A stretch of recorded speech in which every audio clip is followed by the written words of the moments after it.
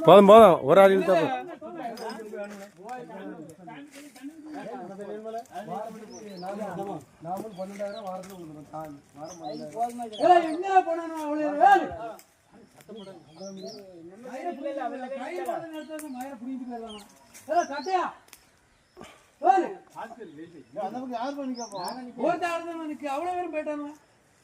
எங்க போனானு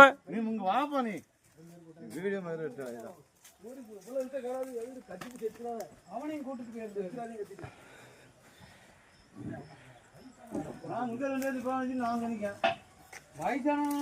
அந்த பக்கம் வா இங்க வா